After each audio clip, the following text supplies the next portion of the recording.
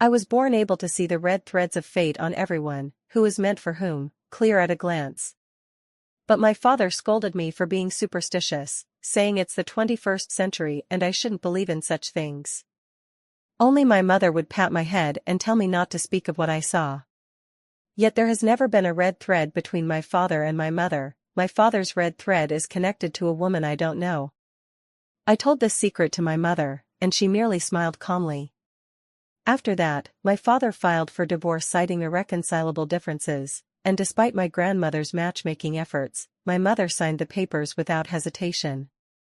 On the very day my father and that woman registered their marriage, I watched the red thread snap inch by inch from my father's wrist and turn to ash. My name is Nora. For as long as I can remember, my world has borne an extra streak of color. It was the red thread wound around people's wrists and strands, sometimes deep, sometimes faint, sometimes bright, sometimes dim. I knew it was fate. Two people joined by a red thread were destined partners.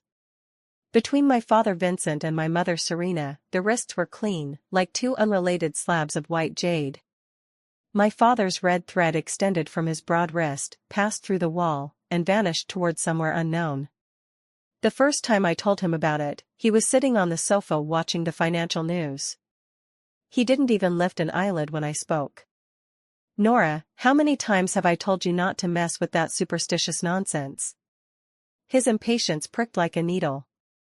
Always going on about spirits, do you even talk about this with your classmates at school? No wonder you have no friends. I clenched the hem of my clothes and buried my head.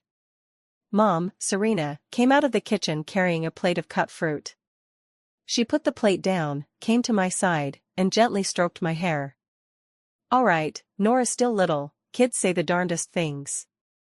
She turned to me, her voice softer. Nora, your mother believes you. I nodded, tears welling in my eyes. I wasn't lying. My father's red thread really was tied to someone else. I didn't know that woman, but I could feel from the other end of the red thread a scent utterly different from my mother's gentle, bookish air, a cloying perfume, sweet to the point of sickliness. That night my father came home very late, carrying that same cloying perfume on him. He shrugged off his suit jacket and tossed it on the sofa. My mother silently picked it up and hung it back. Out again for business? My mother asked. Discussing deals. My father replied vaguely and walked straight into the bathroom. I looked at his tired back and the thread on his wrist, redder than it had been during the day, and my chest tightened with unease. I tugged at my mother's sleeve and whispered, Mom, Dad's red string. My mother's smile didn't change. She simply pressed her index finger to her lips and made a shushing gesture. I know, she said calmly, but the depths of her eyes were like an ancient well with no bottom. The day of reckoning arrived sooner than I had imagined. It was my 12th birthday. Mom made a big spread of all my favorite dishes. But my father spent the whole time looking at his phone, a gentle smile on his lips I had never seen on his face before. I knew he was chatting with the woman on the other end of the red line. Vincent, Nora's birthday is today. Go talk to the child, my mother whispered, reminding him.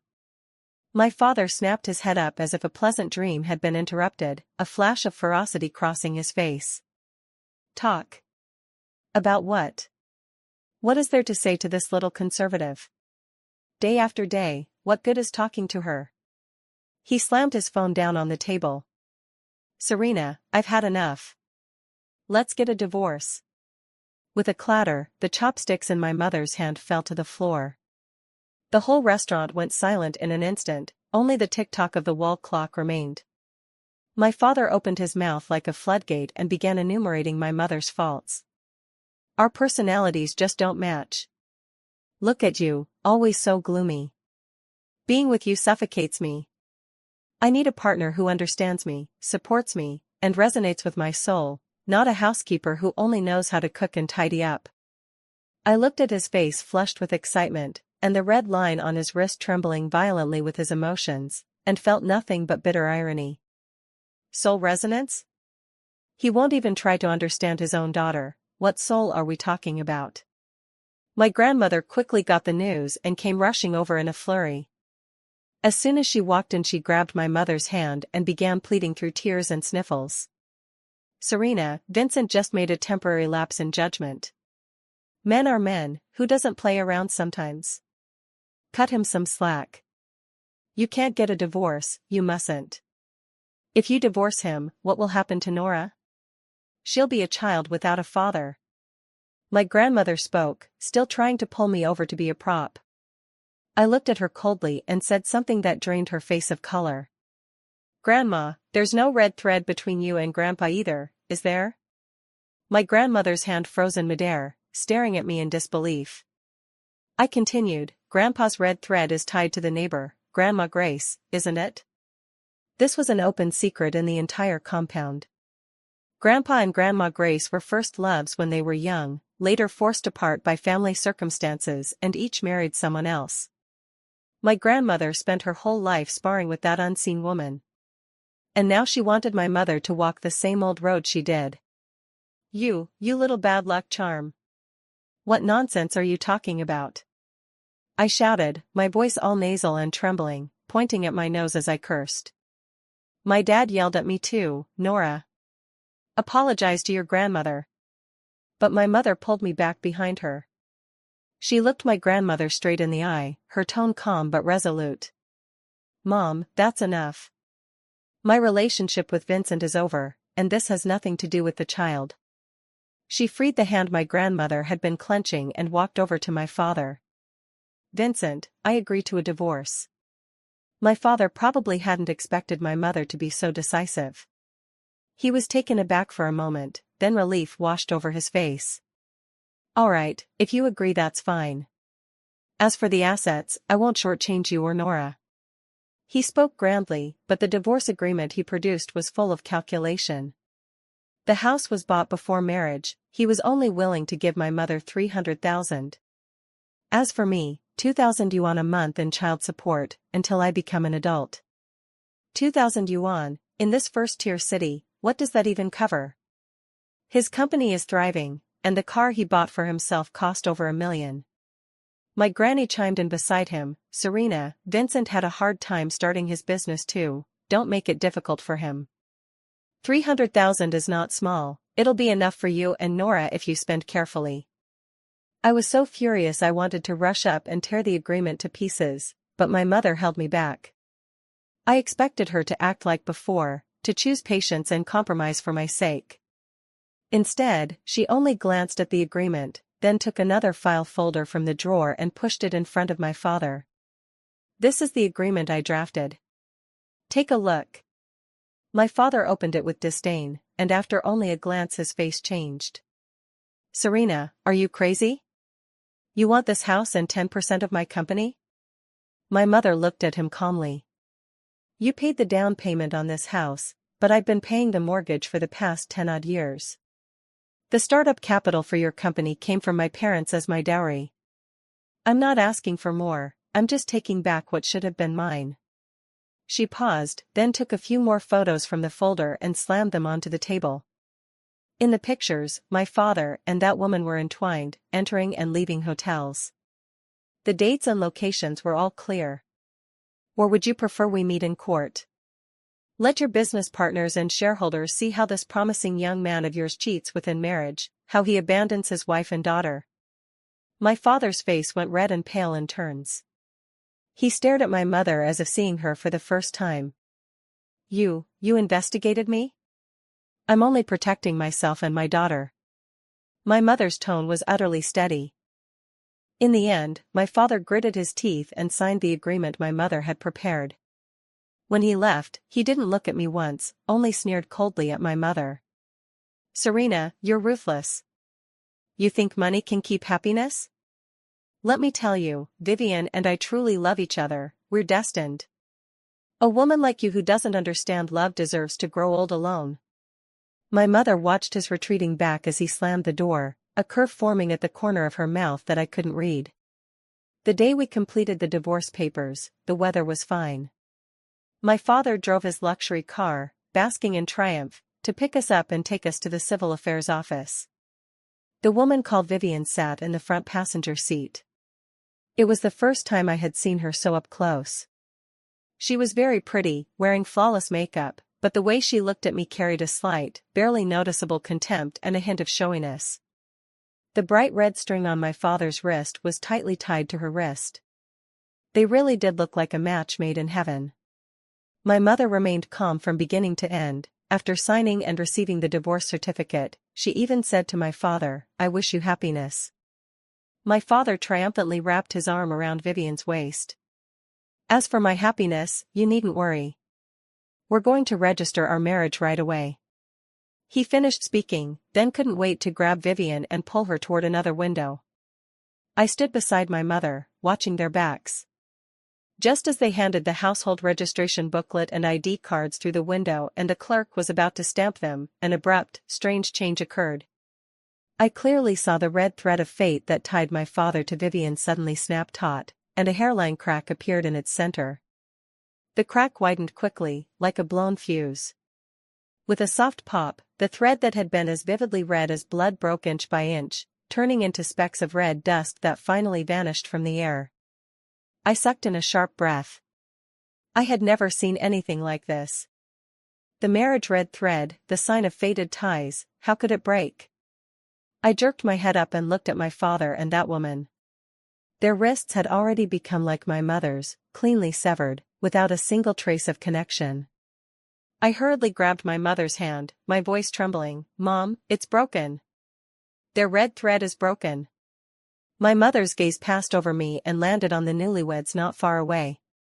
The smile on her face was faint, her voice as light as a breeze. "Is that so? What a pity." Her tone carried no surprise, no shock, only a kind of dust-settled indifference. My heart lurched. An absurd and terrible suspicion rose from the depths of me. Could this have something to do with Mom? My father's newlywed life with Vivian was not filled with the sweetness he'd imagined. The consequences of the severed red thread revealed themselves quickly. That thread seemed to be more than just a symbol of marriage, it was like a filter called love. When the filter shattered, every unbearable truth was laid bare. Vivian was no longer that understanding, eloquent beauty. She began frequently asking my father for name-brand bags and luxury jewelry. Because of the divorce, my father's company had its shares divided, and on top of that a recent important project had gone awry, leaving the cash flow tight. He couldn't indulge Vivian as he used to. "Vivian, that bag is too expensive. Can we buy it next month? The company is having some liquidity issues right now." "Issues? Vincent, what do you mean? Do you mean you don't love me anymore? You didn't talk like this before the divorce. You said you'd give me the best life." "I'm trying, aren't I? Can you cut me some slack?" "How am I not cutting you slack? Why am I with you, because you're older or because you don't bathe? Is it just because you're willing to spend money on me? Now that you won't even spend a cent, what good face do you expect me to show you?"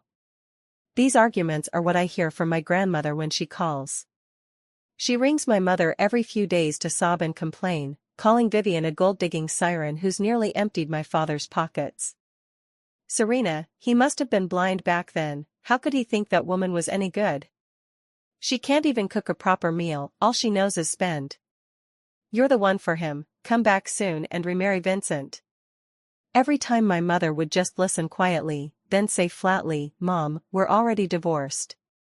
After hanging up, my grandmother would call me again. "Nora, your father is so pitiful.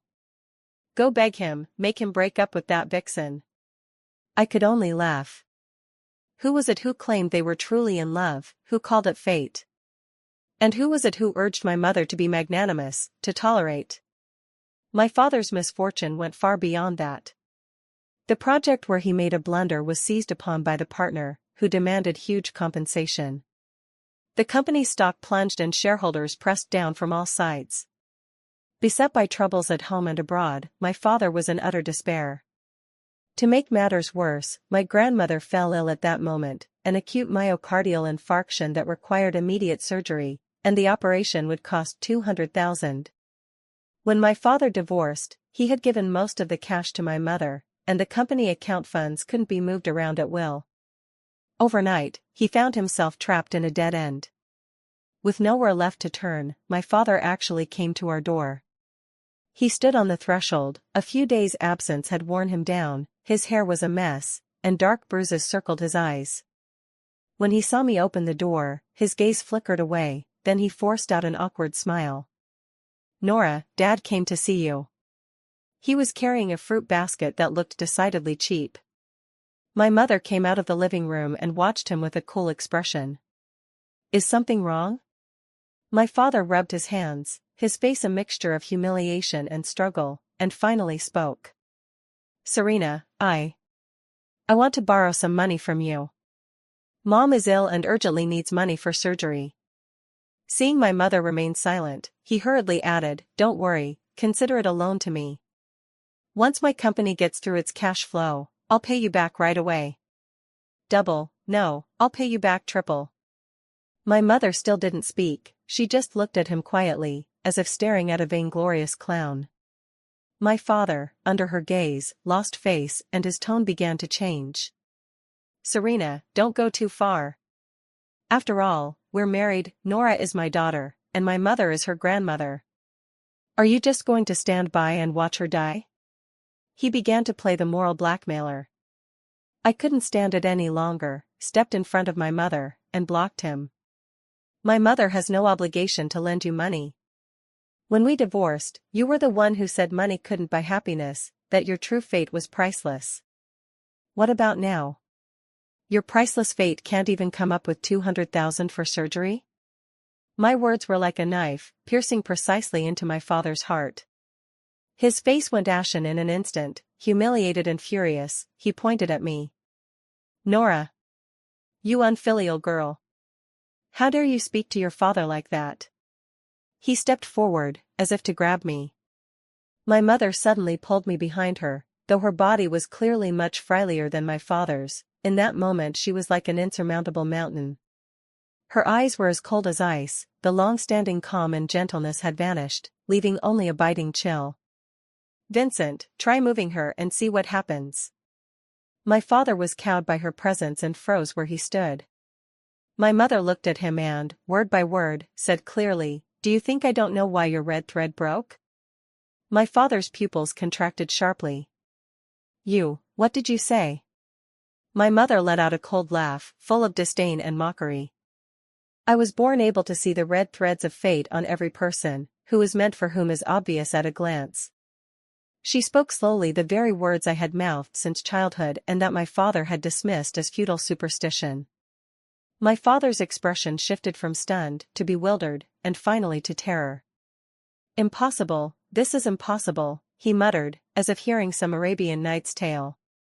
My mother ignored his losing composure and continued, "I've long known there was no red thread between you and me.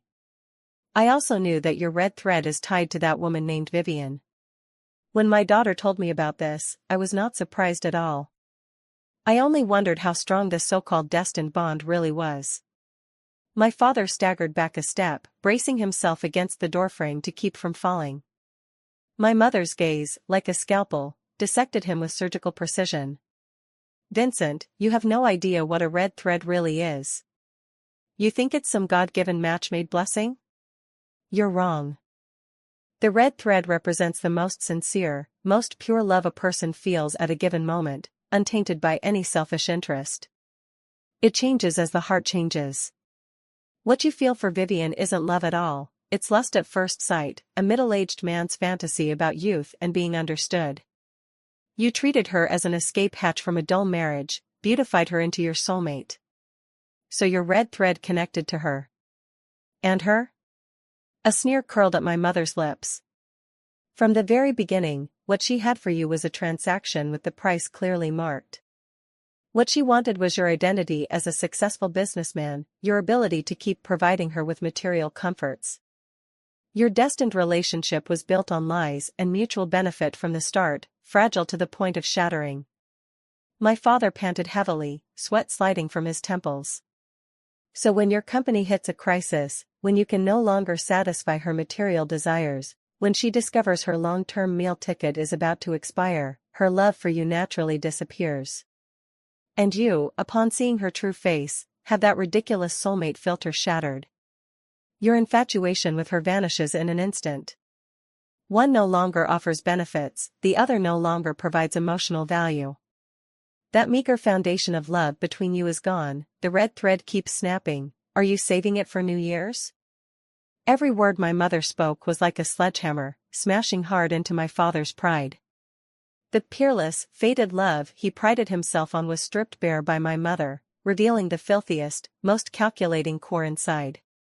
It's you tampered with it. My father suddenly screamed at my mother like a madman. My project. You're behind this. Isn't that right?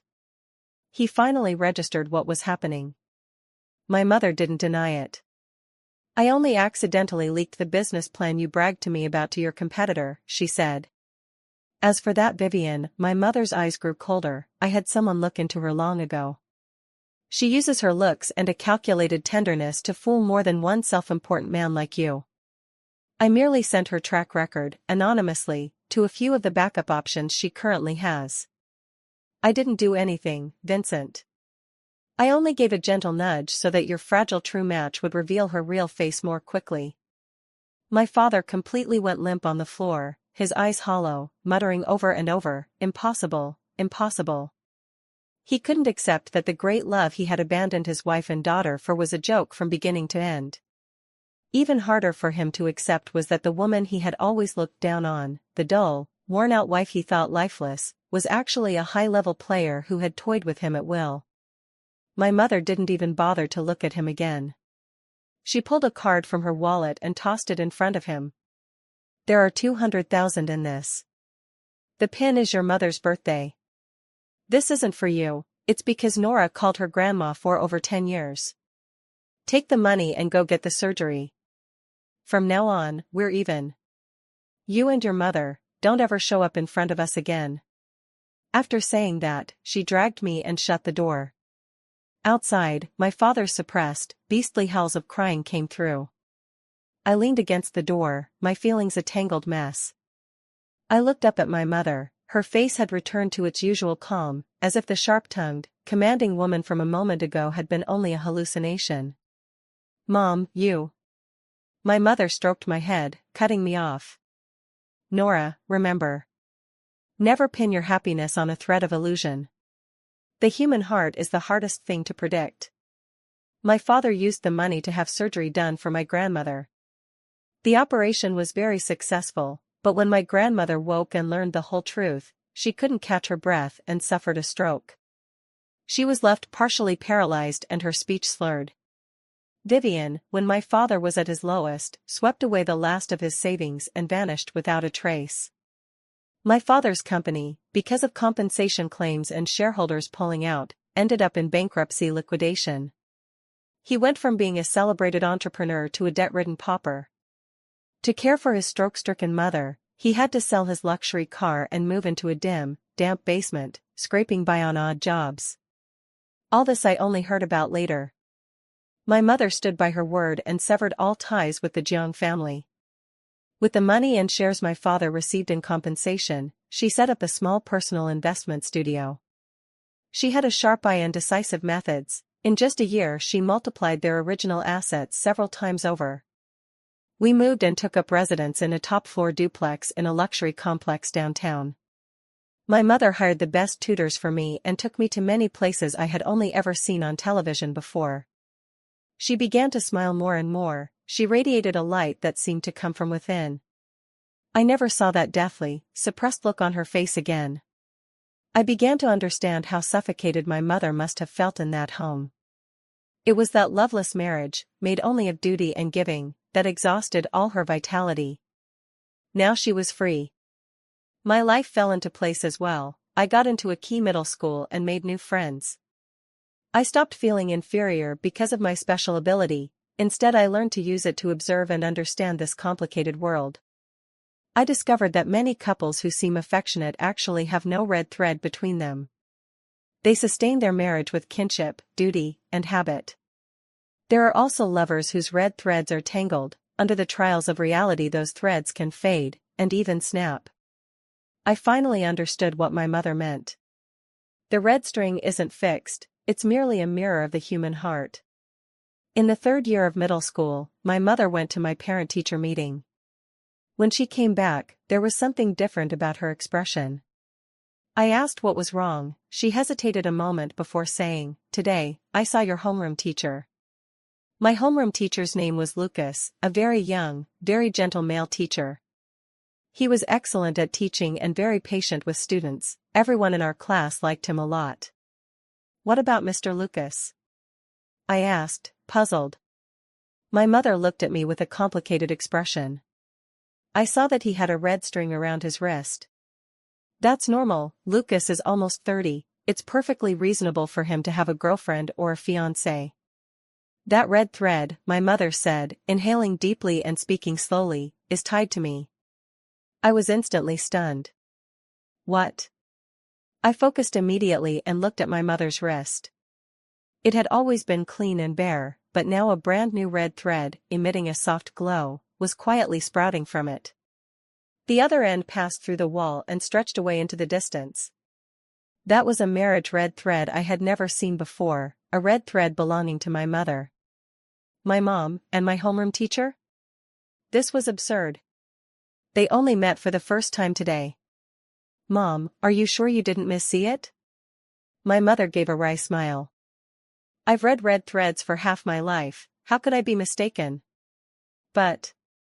"Nora," my mother cut me off, "Mom wants to ask you, if I wanted to start a new relationship, would you support me?" I watched the cautious hope in her eyes and felt a pang in my heart. Over the years she had given me so much, pouring all her energy and love into me. She was only in her 30s, her life shouldn't revolve solely around me. She had every right to pursue her own happiness. I nodded firmly. "Mom, I support you. As long as he treats you well." My mother's eyes lit up at once, and she hugged me tightly. "Thank you, Nora." From that day on, I began to observe Lucas discreetly. He really was a good man, gentle and refined, well-read and versatile, conscientious and responsible at work, and he taught his students with a kindly influence. Most importantly, I could see the red string tied to his wrist that connected to my mom growing brighter and stronger day by day. That proved his love for her was sincere and deep. My mom and Lucas only gradually came together with my help. I would casually, or not so casually, mention Lucas in front of my mom, say how he'd helped me solve some problem, or how he'd told an amusing story at a class meeting. I would also praise my mom's cooking in front of Lucas, extol how independent and strong she was. They were like any first lovers, from testing the waters, to getting familiar, to falling in love. My mom smiled more and more. A single message from Lucas could brighten her whole day, and before going out on a date she would, like a little girl, try on several outfits in front of the mirror. I watched her come alive again and felt genuinely happy for her. In my second year of high school, my mom and Lucas decided to get married. The wedding was simple, they invited only a few of their closest friends. That day, my mom wore a pure white wedding dress and looked like a fairy. Lucas was in a crisp suit, and the way he looked at her was so tender it could squeeze water from a stone. I stood below the platform, watching the red thread tightly connecting their wrists, glittering. My mom had finally found her true match. Not through some nebulous fate, but through her own striving and choice. After the wedding, the three of us were getting ready to leave. At the hotel entrance, I saw an unexpected person. Vincent. He looked older than a few years ago, half his hair gone white, his back a bit stooped, wearing an ill-fitting security guard uniform, directing traffic. He clearly saw us too. When his gaze landed on my mother, he froze. He looked at the gentle, refined Lucas standing by my mother, at the happy smile on her face, then at his own disheveled state. His eyes were full of remorse, jealousy, and unwillingness to accept it. Lucas felt his gaze, nodded politely, then naturally slipped his arm around my mother's waist, opened the car door, and escorted her and me into the car. From beginning to end, my mother never glanced at Vincent. To her, he had already become an irrelevant stranger. The car moved off slowly. In the rearview mirror I saw Vincent still standing where he was, like a weathered statue. His wrist was empty. No red thread, no other string. A dead silence. After college, I too met my destined one. He was a volunteer I met during a social practicum, a bright, cheerful young man named Sean. The first time we met, I saw the bright, warm red thread on his wrist that led to me. And on my wrist, for the first time, appeared my own marriage line. I jokingly told him about my special ability. After I finished, he didn't scold me like my father would, nor was he surprised, he just smiled and took my hand. So we were fated to meet, he said, looking at the red thread that connected us, his eyes sparkling. No wonder I felt so drawn to you the first time I saw you. On the day Sean and I married, my mother looked at me with red-rimmed eyes. Our Nora has grown up, she said. I hugged her with a smile. Mom, thank you. Thank you for teaching me not to believe in fate, but to believe in myself. Thank you for showing me that true destiny isn't decreed by the heavens, but is a love and a commitment pursued by both sides. Halfway through the wedding, something suddenly came to mind. I took my mother's hand and asked curiously, Mom, when you and Dad first met, between you, was there a red line? It was a question I'd wanted to ask for so long but had been afraid to. My mother paused for a moment, then laughed, and that laugh held a trace of relief. There was, she said softly. A very faint pink, like early spring cherry blossoms. Back then he was still a poor kid with nothing, he would eat steamed buns for a month just to buy me a fountain pen I liked. But later, the light in her eyes dimmed, his career grew more and more successful, the temptations around him increased, and his heart grew larger. That thread faded day by day, until it disappeared entirely. Long before Vivian appeared, it had already been broken. I suddenly understood. So it was never Vivian who destroyed their relationship. Their relationship had long since been dead. I looked at her and Lucas's clasped hands, the red thread still shone as brightly as before. What does your red thread with Lucas look like? My mother's face blossomed with a kind of girlish bashfulness and sweetness I had never seen before. It's golden.